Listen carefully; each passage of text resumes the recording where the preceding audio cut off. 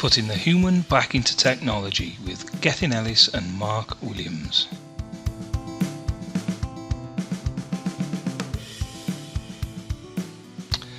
Welcome to the first edition of the P.H.I.T podcast. Here at gethinellis.com, whilst we know physical fitness is really important, our mental health is really important too, and our P.H.I.T podcast is all about putting the human back into technology.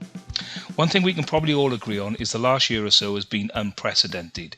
So we wanted to seek out the views of technology leaders and business owners and consultants and many others from a range of different businesses and organisations to discuss with them the impacts on their business, on their humans and their technology, and how they see the future unfolding.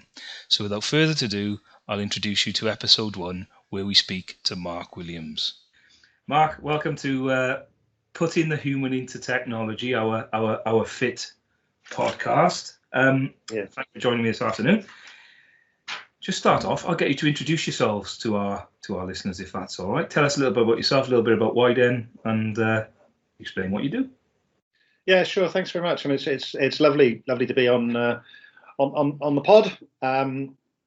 As you can probably see from my visage, those of you who are watching this rather than listening to it, but for those just listening, I guess I've been around for a while now, and I've done a whole variety of things over my career. I like to joke and say that I actually started in and when the Big Bang was going on, but not the original Big Bang, the Big Bang on the stock exchange back in the mid '80s.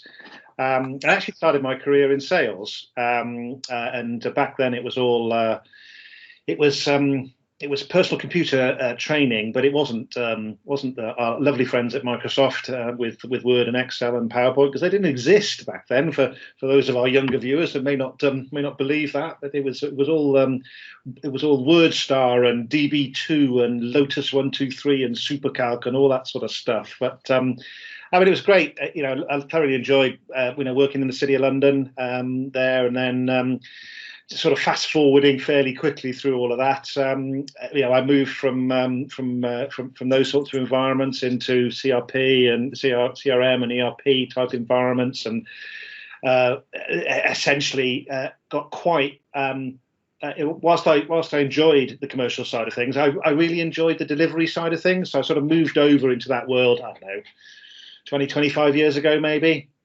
And I've been lucky enough to be on a couple of non-exec boards as well, so I've got a bit of experience, in that. I suppose in summary, I've probably got 10 years of commercial experience, and then 25 years of delivery experience, sometimes for the clients, occasionally for suppliers. And as you know, because we met a few years ago now, but I set up Widen, which is my business, and we provide basically solutions and project consultancy. And we first met, didn't we, when we were both working for the Royal College of Nursing, and on a big serum initiative that we were helping them to deliver. So that's that happened at that point in time, and that's what I'm doing today. So that's sort of me in a nutshell, really.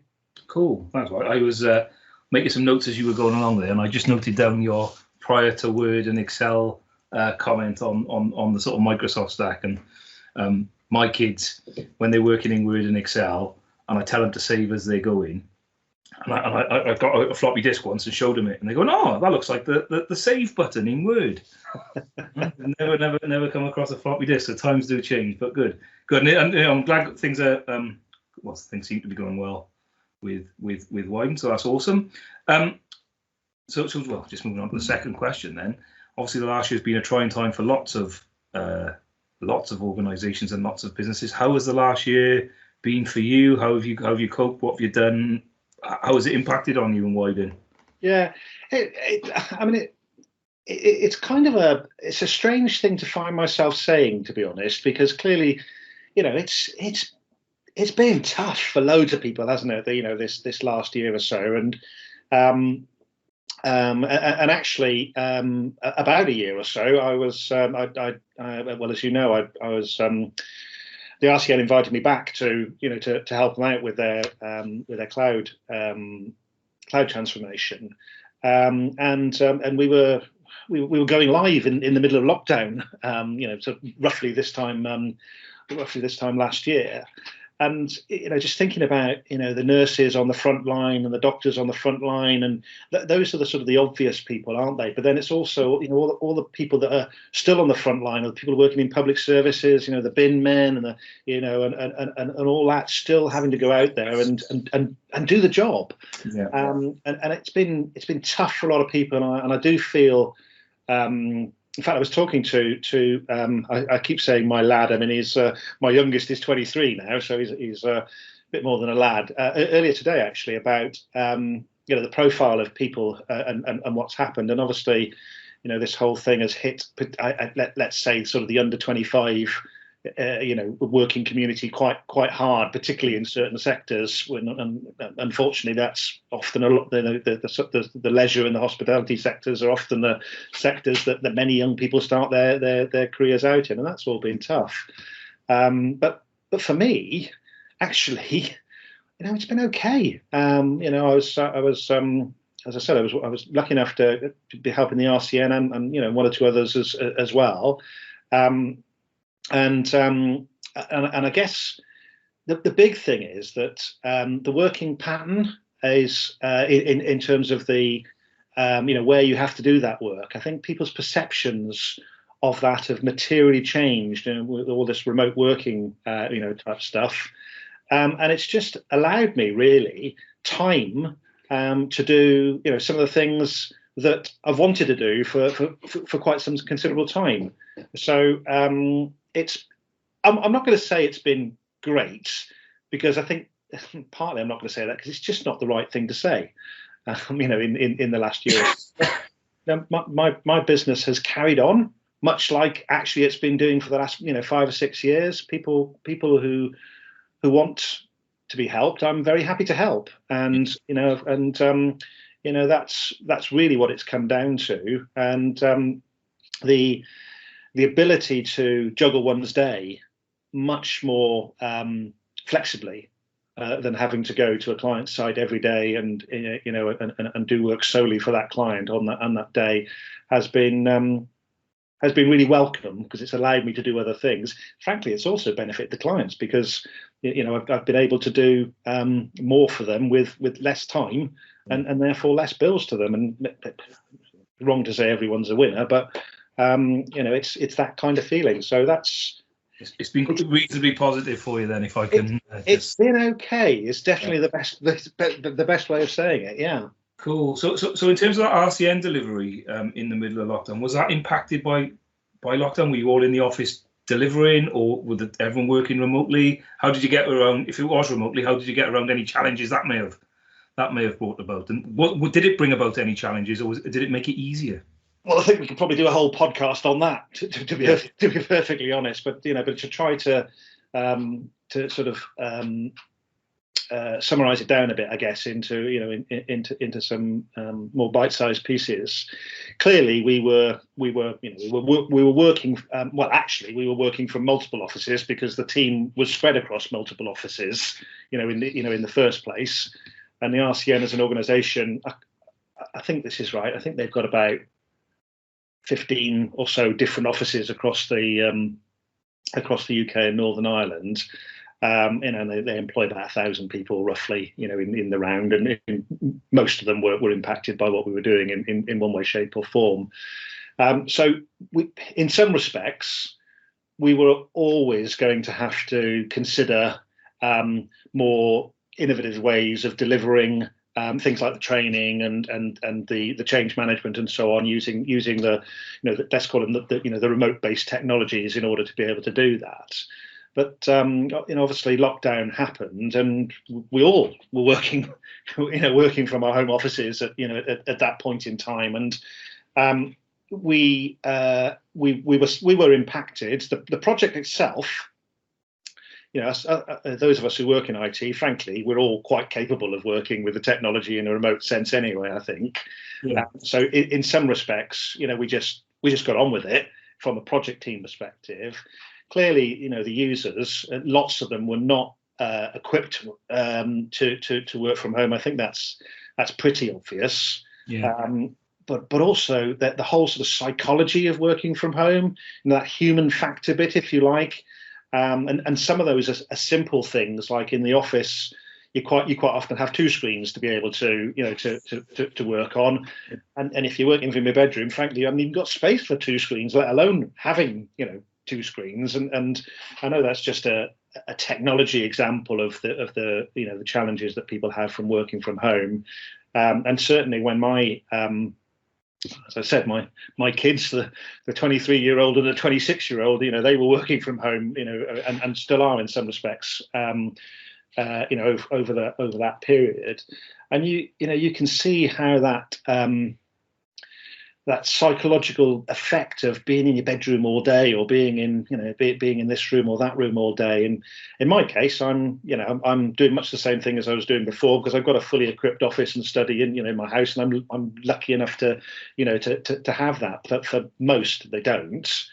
And so we were impacted, and clearly it was just the wrong thing to do.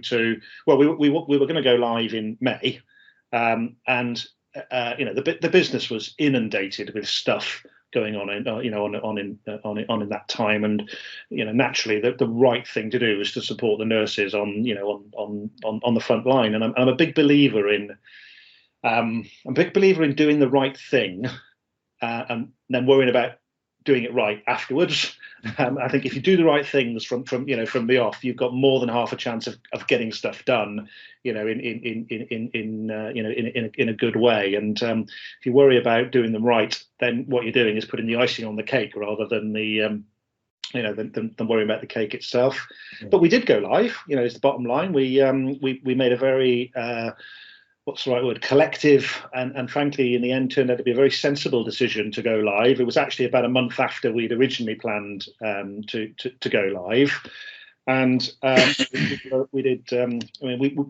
We did the sort of user consultation piece in spades at that time, so that you really made sure that the user opinions were front and center of whether you should go live or not. And the bottom line is, it was a strategic priority for the business. That hadn't changed. And once things were a little bit better, a month or so on from that time, then the users were quite prepared to do it. And I probably shouldn't say I was amazed, because frankly, I'm supposed to be able to get these things live and easily without failure and no defects and all that kind of stuff. That's what people employ me to do. But really, it was. I mean, we were well prepared, no doubt, to go live as a project team, and that in itself is a whole podcast as well. But it was great, and the user response to the new system was fantastic. And I didn't even have to do solicitation of user responses. They were unsolicited. They were coming into me saying, "Oh, this is really quick," and actually, "Well, this is great. It really makes my life easier," and all those sorts of things. And it was clearly the right thing to do. So, yeah, we were impacted. We did the right thing and delayed for a few weeks. I guess if we were delaying for a longer period, we might have had some challenges around keeping people's focus and so on. But in this case, it was a matter of a few weeks, and there's always things you can find to do during that period. And we brought forward stuff that we we're going to do in phase 2, for example, into that time. But it was very smooth. Sounds like it was very successful. Thanks, Mark. So you mentioned people there. It's an interesting kind of area I'd like to just explore a little bit further, and how it impacted obviously on your end users, but on your IT teams delivering as well. So how do people fit when you're delivering this technical change? How do people fit into that sort of model? Well,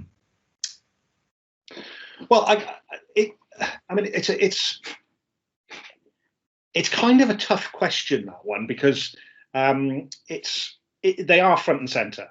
clear front and center. What I do is I do operating model solutions, customer relation management, ERP type solutions, digital solutions, all that sort of stuff, e-commerce, anything that's central to somebody's operation. So I guess I'm a little bit old school, I suppose, in the sense that I believe that technology is there to help and support the people and the business and whatever the business aspirations are. So it's not the be all and end all, and I'm a great one for saying things like, well, if it ain't broke, don't fix it. Yeah. Focus on the problems, focus on the things that need to be done, and often, well, probably 9 times out of 10, possibly 99 times out of 100, usually there's a technology component to the things that need to be done. But I think the truth is that the technology itself isn't really the hard part. The hard part is that people part, and it is making sure that the stakeholders are engaged. It's making sure that the users are engaged. It's making sure your team is supported. It's making sure your team is encouraged. Yes, of course, it is making sure that team does what they need to do. So there's a task management and aspect of that. But the way I look at it is that when you're doing this stuff, you're in each other's pockets, and no one's perfect, frankly. Despite what I tell my teams in jest, I'm not perfect. I know I make mistakes, and it's how you recover from those sorts of things, and it's how you support each other through that. And frankly, nobody goes to work for whatever 250 days a year and is brilliant for 250 days a year. People have off days, right? And there's distractions, or they get something wrong, or they don't feel very well, or whatever it might be. I think one of the big things is that when people are doing, as you know, you and I both work in, whilst we can work for any size of organization, quite often we're working for organizations that don't do transformation for a living. They're doing it every now and again, and they might do it once every 5 or 10 years or something like that. And quite understandably, they don't have the people available, or the people with the skills or the experience to do these sorts of things. But nevertheless, when you're delivering such work, say a digital transformation piece, the right way to do it is to work with the client's people, and so the right way, in my view, the right way to do it is to have a hybrid, have a mix of people in there. So you can benefit from some external experience, but you can also grow your own, your talent skill as well internally with that. Mm-hmm. The big part of that for the internal people who haven't done it before is that support piece. And it's helping with that fear of, I haven't done it before. How do I know I can do it? Have I got the right confidence to do it? And I'm a real believer in, I suppose what I don't know the right way to define it, but it's about taking the time to proverbially have a coffee with somebody, understand why they're struggling to achieve something, and putting your arm around their shoulder in a virtual sense, and helping them either by sharing the experience with them or guiding them through to do that. It's much more about that than it is about saying, well, why haven't you done your task? Yeah. Okay. Cool. That seems like a sensible approach to looking after your team and the people, as you said, they're right up front and centre, which is kind of what I was expecting the answer to be. But you never know till you talk to someone. Yeah. So based on that then, and the change you deliver and the people it affects, how do the changes you implement, how do they drive value for the business in terms of the technology that's being implemented, or perhaps the data analysis, or the new applications that are going in and how they impact on people. How does that technology and data impact on your clients, and how do they get value from it, and how do they drive value from what it is you provide for them? Well, I think the first thing to say about that is that one of the mistakes, in my view, people might have a different view from it, and that's fair. Is that when you're trying to do these things, you set out. Often people set out in the right place, and they say, "Well, it's about the business, and it's about achieving the outcomes that we need to achieve, and so on and so forth." And then they slip into delivering a system, and they forget about the people, and they forget about the outcomes, and they don't marry that back to what they started out to do in the first place. Yeah, it becomes an IT project rather than a business project. So I think the very first thing to say about getting value from the system is to keep reminding people that they're doing this for business reasons, and to focus on what the business needs to be doing in order to get value from that technology. So you mentioned, for example, data there. As an example. So let's talk about our hypothetical CRM, implementation here.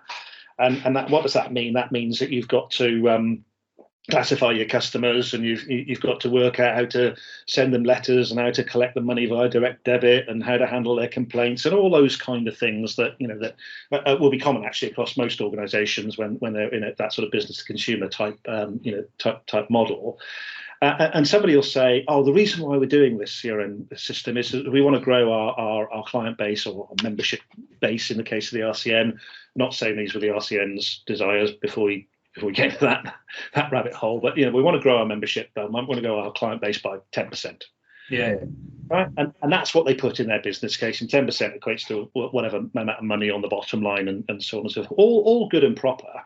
And they say, right, we're going to have our CRM system to do that. Well, how are we going to do that? Well, we're going to get better data from our CRM system in order to be able to, to identify, those people that that we can target, or that we can make sure that we retain.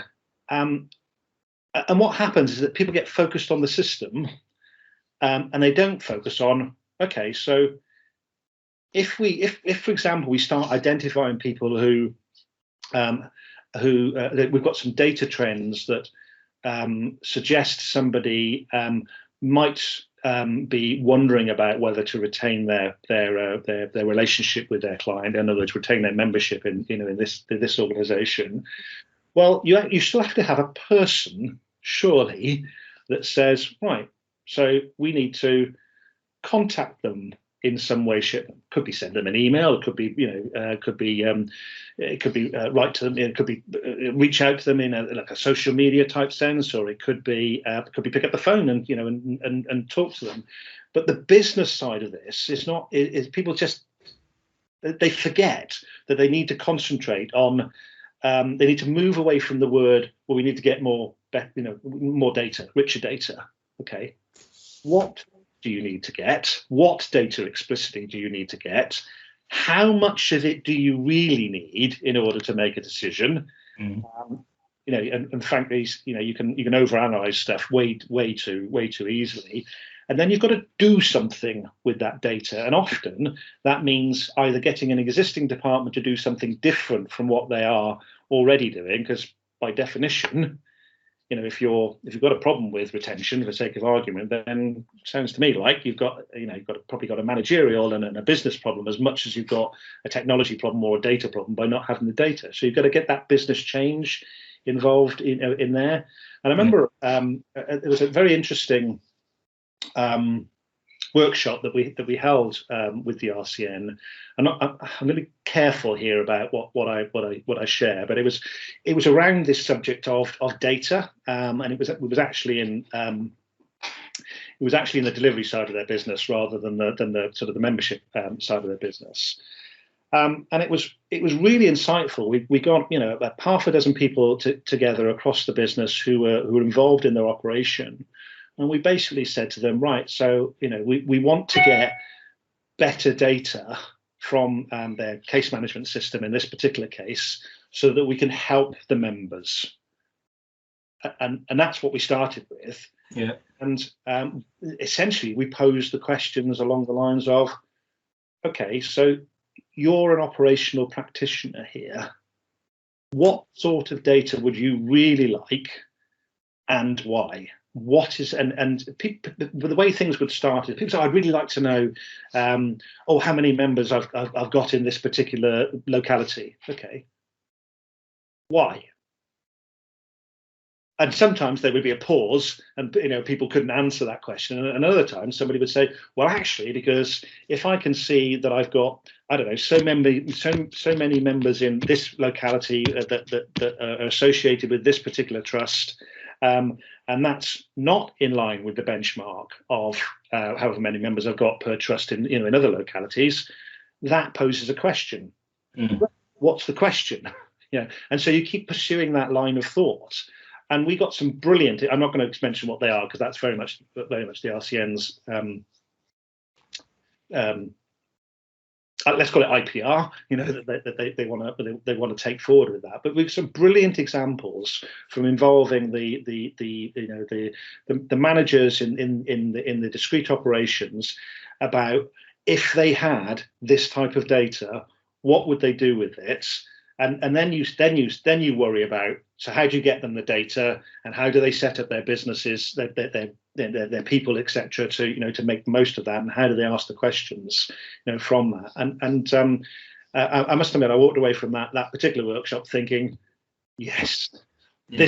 This is why we do what we do. It's not about the light that goes green, red, or amber on your CRM system. It's about getting that some really good insight into solving, in this case, membership challenges. Cool. So really good example then of the people element and the human element and the technology element coming together. Just to touch on. Staying with technology for a second, and this is just really because I'm kind of interested in this myself. But in terms of your client base and where they go in, are they is cloud, and it doesn't have to be I'm not worried about the cloud provider per se, but is cloud on their roadmap? So the change you're delivering, is that taking them towards using a cloud provider or building that into their technology stack? I think I'll probably give you a sort of a roundabout answer to that question, if I may, because obviously you're going to have different types of guests on these podcasts, no doubt, and the question might be different as if you're a consultant, or if you're an IT director, or if you're a membership manager, or whatever it might be. So people are going to give you different answers. But I think it's this, that business leaders of these sorts of organizations out there will say something along the lines of, we need to do a digital transformation, or we need to get in the cloud. The question you asked was about the cloud, right? I think the same example is posed, if you like, by the sort of the digital thing. Yeah. And quite often they don't really know what they mean by that, but they're saying it because that's what everybody else is doing. And they believe the cheaper, faster, better, that are coming out from the cloud providers. And I'm not saying that's wrong. It's not. It's right. It is cheaper, faster, better, without a shadow of a doubt.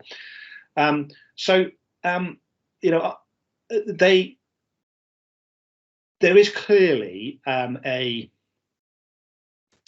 don't know where we are on the curve. For that, I think there's a lot of organisations out there that quite a lot that have done it. Yeah, the move to cloud.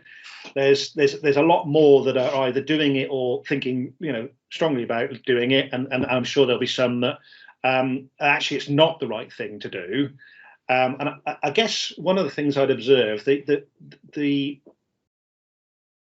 it all depends on clearly what you're trying to achieve. What are you starting out to achieve in the first place? Because when you're doing something like moving to the cloud, one of the first questions you should be asking yourselves is if I don't need to be in the cloud in 5 years or 10 years time, how am I going to get out of the cloud? What's my exit strategy, not just what my entry strategy is, and a lot of people forget about that. But no, that's another topic in itself. I do think people are doing that. I think it's probably still more IT led than business led, I guess. But the business leaders are supporting it because they kind of know that they need to be in the cloud, but don't really understand what they're getting from that. They're just seeing it as IT is a bit easier. Yeah. But in reality, it's so much more than that. Yeah. And I think the whole flexibility that gives you your model is incredible. But I'm not convinced that businesses are setting themselves up to properly take advantage of the flexibility, for example. And so one of the things I always say when somebody says to me, we'd like you to help us out with our move to cloud or our move to digital, I say, well, what does that look like to you? What does cloud look like to you? And what does digital look like to you? What does it mean to you? Because it means so many things to so many different people. Yeah. And in finishing off on the cloud one, probably any business over, I don't know, a guess figure here now, 100 people. Yeah. Frankly, they probably won't wholly be in the cloud for everything that they do anyway. So the hybrid model is probably the dominant model, is what I would say in answer to your opening question. About being in the cloud, it'll some parts of that cloud. You and I both know that the cloud is subdivided into different categories of cloud. But I think that there will still be stuff that is needed to be local. There'll be a lot of stuff that needs to be in the cloud, but not necessarily on a fully pay-as-you-go, fully, as we would know it, as software or platform as a service. I think there's that hybrid mix of where you're still retaining control of some stuff, but you get the benefits, the economies of the scale, and the flexibilities as well. So I'm not sure I've veered too far away from the question there, because it was such a long time ago, and I've taken such a long time. I guess the short answer was, are you on a cloud journey with your customers and clients? And the short answer is yes. But the answer is is kind of a very open-ended question. I think that's fair. And I think you've answered it well enough, Mark. So thank you for that. So I got a couple more questions to ask. Some of these are a bit fun, but there's one more serious one, right? Because you touched on digital transformation in your last answer to cloud, and you may have. I think you've touched on this in fairness throughout your answers as we go along, but I want to give you a chance to answer it.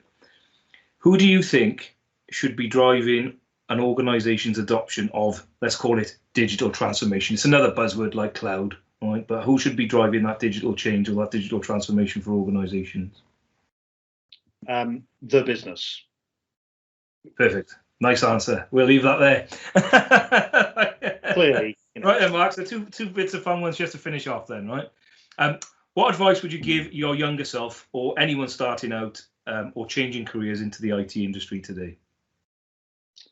Oh, that's a good question.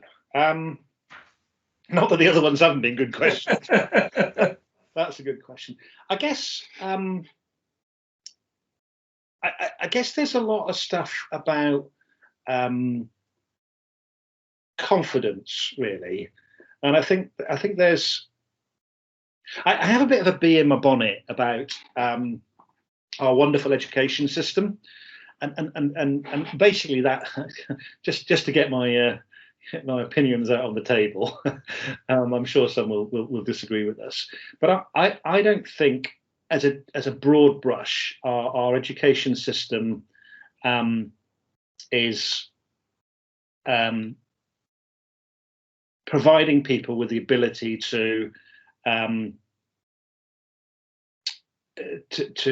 the first year or two to properly engage and embed themselves in whatever organization or business that they're in with. I don't think that our education system is setting our young people up to be successful in the world of work. That's my beef. And clearly there will be some that will, but in general, people are not that well equipped to Think I've got a quote for promoting this particular version of the podcast, Mark. Oh, excellent. Excellent. Where was I going with that?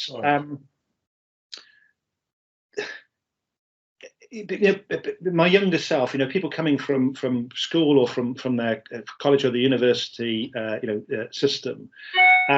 Some of them are. There's a whole mix of people like there are in life, right? Some are very confident and rightly so. Some are very confident they shouldn't be.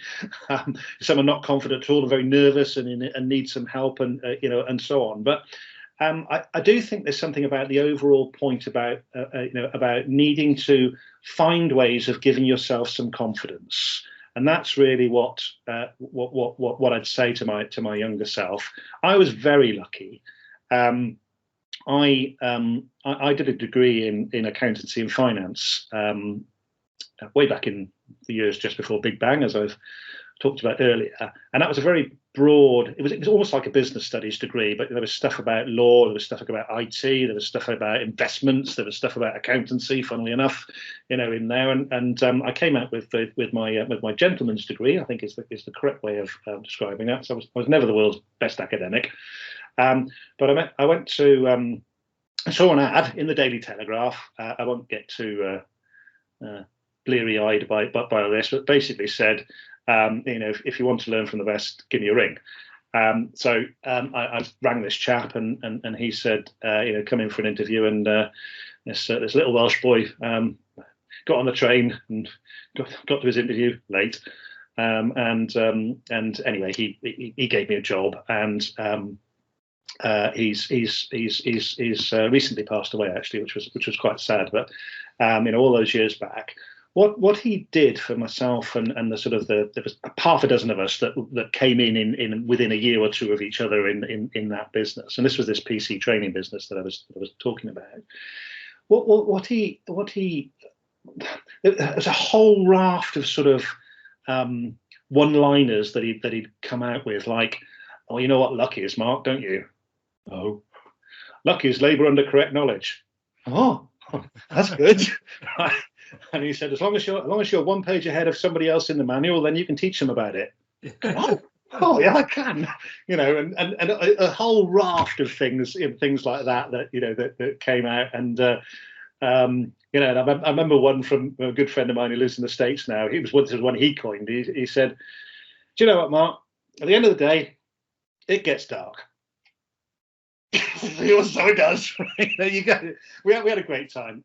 But what that was, a lot of that was finding ways to believe in oneself and to find things that were real for you.